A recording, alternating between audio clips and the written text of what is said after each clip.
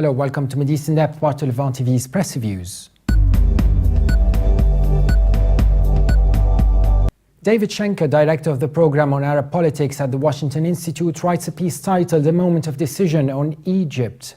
Schenker says although Egypt is an important strategic asset for the United States, granting priority to Suez Canal access to American warships and unrestricted overflights to American military aircraft is essential, the new government led by former military commander Abdel Fattah al-Sisi is increasingly repressive. According to the Obama administration, it has been reluctant to resume full military and economic assistance to the long-time US aid recipient. Schenker adds if Washington does not deliver in the coming weeks, US foreign military financing to Egypt, a constant since Cairo's 1979 peace treaty with Israel, will run out, which will damage the already tenuous bilateral relationship. Alarmed by the toppling of Egypt's previous elected government and creeping authoritarianism under al-Sisi, the Congress legislated conditions in the fiscal year 2014 budget limiting the disbursement of funds. To release the first half of the fiscal year 2014 funding, the administration had to certify that Egypt was sustaining the strategic relationship and meeting its peace treaty obligations with Israel. Ultimately, Schenker concludes the administration is all but certain to relent and release the remainder of the 2014 funding, even if only designated for Sinai-related and counter-terrorism activities. But through its hesitancy to issue the waiver, Washington has already signaled its distaste for some of Cairo's policies. It can further demonstrate its aversion to repression in Egypt by taking steps to end the courtesy of, quote, cash flow financing, which allows Cairo to commit to purchasing expensive weapon systems from America. Schenker ends saying for the time being, though, there is little to be gained and potentially much to be lost by waiting for Egypt's FMF accounts at the Federal Reserve to zero out.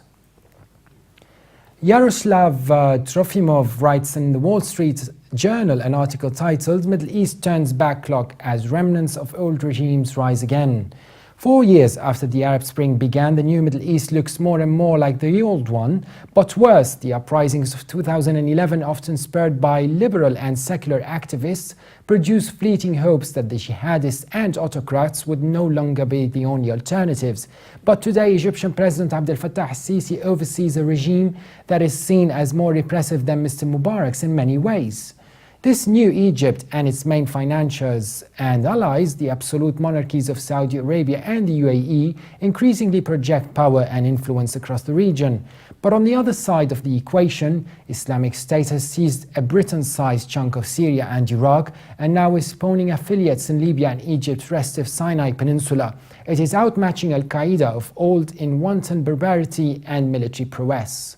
Underscoring the growing terror threat to the West, Al-Qaeda's offshoot in Yemen claimed responsibility for last week's attack on a satirical magazine in Paris, while a French follower of the Islamic State killed first a policewoman and then 4 hostages at a kosher grocery. A political scientist, Maha Azzam, which is also the head of the Egyptian Revolutionary Council, said, we have turned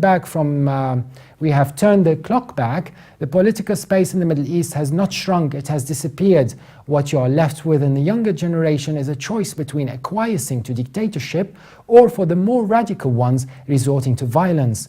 But other analysts, however, are not so sure. Hiba Murayef, a senior Egypt analyst at the International Crisis Group, cautioned there is not going to be another uprising in Egypt anytime soon. I don't think Egypt is going to see anything remotely democratic for the next couple of decades.